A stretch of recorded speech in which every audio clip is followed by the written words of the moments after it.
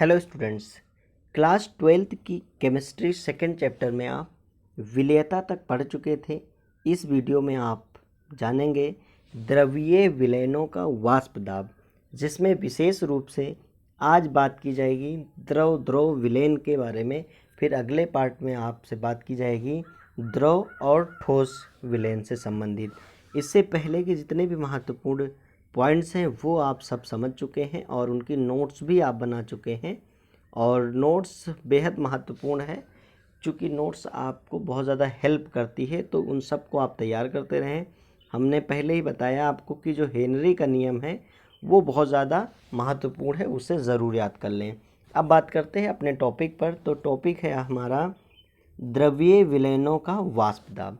द्रवीय विलयनों का वाष्प दाब समझने से पहले हम इन दो शब्द समूहों को जरूर समझ लेते हैं कि द्रवीय विलयन क्या होते हैं और वाष्प दाब क्या होता है।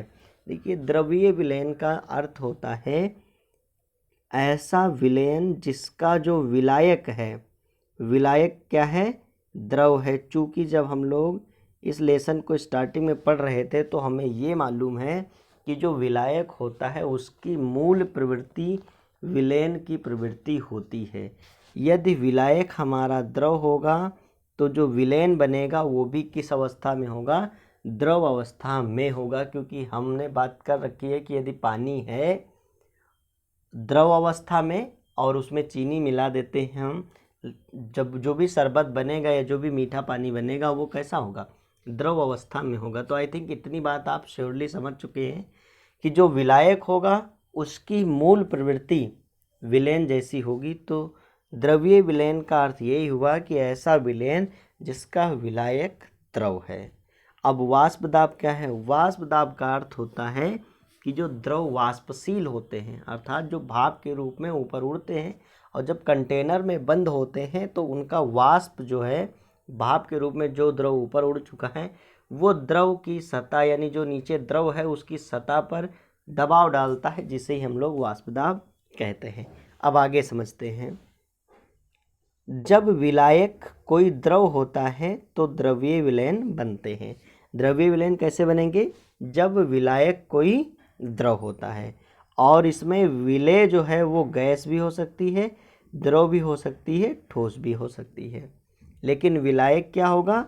विलायक द्रव ही होगा। आगे बात करें तो विलायक द्रवीय है, अतः यह वाष्पशील होगा। वाष्पशील होगा अर्थात भाप के रूप में ऊपर उड़ेगा, परंतु विलेय वाष्पशील हो भी सकता है और नहीं भी हो सकता है। जो विलेय के रूप में गैस, द्रव, ठोस मिलाए जा रहे हैं वो हो सकता है वाष्पशील हो या ना हो, लेकिन सामान्य तौर पर जो विलायक द्रव के रूप में है वो वाष्पशील होता है। अब बात करें किसी बंद पात्र में वाष्प द्वारा द्रव की सतह पर लगने वाला बल या लगने वाला दाब वाष्प दाब कहलाता है। इतनी बातें आपको क्लियर हो गई कि यदि एक कंटेनर है जिसमें द्रव भरा हुआ है और ये द्रव वाष्पित हो रहा है, इस कंटेनर को हम लोग ऊपर से बंद कर दे रहे हैं और वाष्पित हो रहा है, तो ये वाष्प इसके ऊपर दबाव डालेगा सतह के ऊपर, और इसी दबाव को ही हम लोग वाष्प दाब कहते हैं। आगे बात करें तो द्रव द्रव विलयनों का वाष्प दाब। द्रव द्रव विलयन का मतलब जिसमें दोनों अवयव विलेय और विलायक दोनों कैसे हैं? द्रव। एग्जैक्ट, द्रव है दोनों, विलायक भी और विलेय भी, यानी दोनों अवयव हमारे द्रव अवस्था में हैं।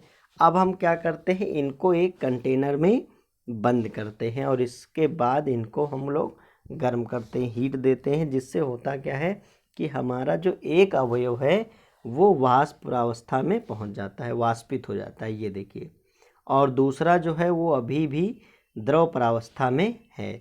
यदि हम इसकी सतह देखें तो जो इसकी सतह है द्रव प्रावस्था वाली, उसके सतह पर द्रव के अणु मौजूद हैं, द्रव के कण मौजूद हैं, और जो ये अवस्था है इसमें वाष्प के रूप में कण मौजूद हैं। अब जो ये वाष्प है और ये द्रव है, एक समय ऐसा होगा जब दोनों साम्य अवस्था में आ जाएंगे, तो ये वाष्प इस पर दबाव डालेगा और ये द्रव ऊपर की ओर दबाव डालेंगे, और ये दोनों कैसी अवस्था में होंगे? वाष्प अवस्था में होंगे। वाष्प अवस्था और द्रव अवस्था दोनों कैसी अवस्था में? साम्य अवस्था में, अर्थात ना ये उन पर दबाव डाल पा रहे हैं ना ये इन पर दबाव डाल पा रहे हैं। ये बातें समझ आ गई, कन्फ्यूजन तो नहीं है। तो अवयव एक हमारा जो है वो वाष्प परावस्था में है, वेपर स्टेट में है, जिसका दाब हम लोग P1 मान लेते हैं और इसका मोल अंश x1 मान लेते हैं। P1 दाब है, ये जो दाब ऊपर से नीचे की ओर लग रहा है वो P1 है और जो मोल अंश है वो x1 है। वही बात करें अवयव दो की, यानी जो दूसरा अवयव है, दूसरे अवयव का दाब P2 है और मोल अंश x2 है। P2 x2, अब ये बात समझ आ गई कि इसका जो दाब है वो P1 है और जो मोल अंश है वो x1 है, जबकि इसका दाब P2 है और मोल अंश x2 है। अब हम डेरिवेशन कर लेते हैं और डेरिवेशन का आधार है हमारा राउल्ट का नियम। राउल्ट का नियम भी 1 से 2 नंबर में एग्ज़ाम में पूछा जाता है, तो ये भी आपको तैयार होना चाहिए। राउल्ट का नियम क्या कहता है? राउल्ट का नियम कहता है कि वाष्पशील द्रवों के विलयन में, वाष्पशील द्रव यानी ऐसा द्रव का विलयन जो वाष्पित हो सकते हैं, वाष्पशील द्रव भरा हुआ है, क्योंकि बहुत सारे ऐसे द्रव भी होते हैं जो वाष्पित नहीं होते, लेकिन यहाँ बात की जा रही है वाष्पशील द्रव के बारे में। वाष्पशील द्रवों के विलयन में प्रत्येक अवयव का आंशिक दाब विलयन के उसके मोल अंश के समानुपाती होता है, अर्थात जो घटक हमारा पहला है या घटक दूसरा है, उन सब का जो आंशिक दाब है वो उनके मोल अंश के समानुपाती होगा। इजी है, क्यों? मोल अंश भाई जितना मिला होगा उसके अंदर उतना ही तो दाब डाल पाएगा। मोल अंश क्या होता है कि उसके अंदर कितने मोल उसके उपस्थित हैं, तो भाई जितना मोल अंश उसका उपस्थित होगा उतना ही दबाव वो डाल पाएगा। तो ये समझ आ गया कि इस नियम के अनुसार वाष्पशील द्रवों के विलयन में प्रत्येक अवयव का आंशिक दाब विलयन के उसके मोल अंश के समानुपाती होता है। अतः यदि हम देखें तो अवयव एक के लिए जो हमारा प्रेशर P1 है वो x1 के समानुपाती है, x1 उसका मोल अंश है, उसके समानुपाती है, तो P1 इक्वल टू हो जाएगा P1 0 x1। अब P1 0 ये क्या है ना, P1 नाट आप बोल सकते हो, P1 नाट या P1 0 क्या है? ये जब वो शुद्ध था भाई, हमने अवयव एक मिलाया और अवयव दो मिलाया तो हमारा बन गया विलयन, लेकिन इससे पहले तो ये शुद्ध विलायक थे, तो जब ये विलायक स्टेट में था तब इसका जो वाष्प दाब था वो था P1 0। ऐसे ही जब ये था तो हमारा इसका था P2 0। ओके, तो हमने देखा कि हमारे लिए P1 का फार्मूला निकल आया, P1 equal to P1 0 x1, जहाँ P1 0 क्या है? शुद्ध घटक का समान ताप पर वाष्प दाब है।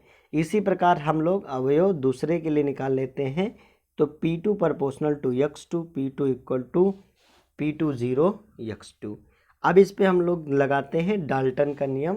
डाल्टन के आंशिक दाब की नियमानुसार पात्र में विलयन अवस्था का कुल दाब विलयन के अवयवों के आंशिक दाब के जोड़ के बराबर होता है। जितना भी दाब होगा जो उसके घटक है उनके छोटे छोटे आंशिक दाबों को जब जोड़ देंगे तो कुल दाब निकल आएगा। ये भी इजी है। तो कुल दाब बराबर P1 प्लस P2, क्योंकि इसमें द्विअंगी है तो इसमें दो ही घटक है। यदि तीन होते तो P1 plus P2 plus P3, ऐसे ही हम संख्या बढ़ा सकते हैं, कोई दिक्कत नहीं है। तो P कुल हो जाएगा हमारा P1 की वैल्यू अभी जो निकाल के लाए थे आप, और जो P2 की वैल्यू निकाल के आए थे, वो दोनों वैल्यू आप यहाँ पर रख देंगे। अब जब दोनों वैल्यू हमने पुटअप कर दिया है, अब इसकी वैल्यू को क्या करते हैं, कॉमन ले लेते हैं और हमारी वैल्यू आ जाएगी P कुल equal to 1 minus x2 bracket के बाहर P1 0 प्लस x2 P2 0, जिससे फाइनल सूत्र आपका बन जाएगा। इस सूत्र को भी आप याद रखिए क्योंकि ये सूत्र आगे चल के बहुत ज़्यादा काम करेगा।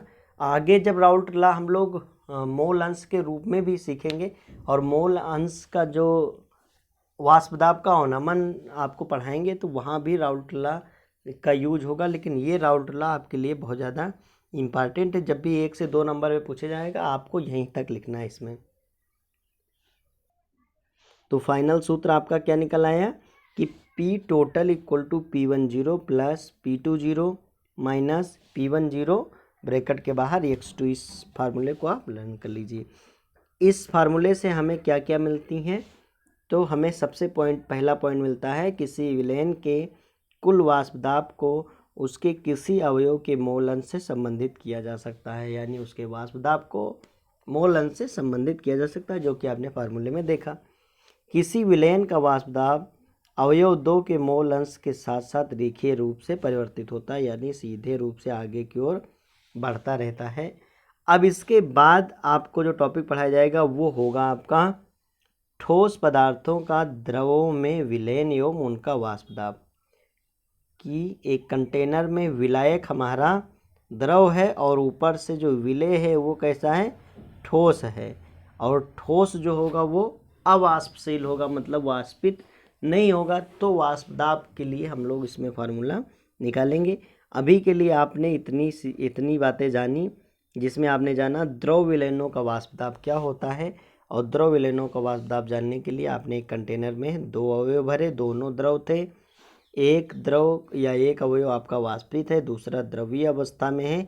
हमने देखा कि इस पे P1 दाब और x1 इसका मोल अंश है, इसका P2 दाब और इसका x2 मोल अंश है, और हमने इसके फार्मूले को राउल्ट के लॉ के अनुसार निकाल लिए, और हमारा जो फाइनल फार्मूला निकल के आया था वो था हमारा P equal to P10 plus P20 minus P10 और ब्रैकेट के बाहर x2।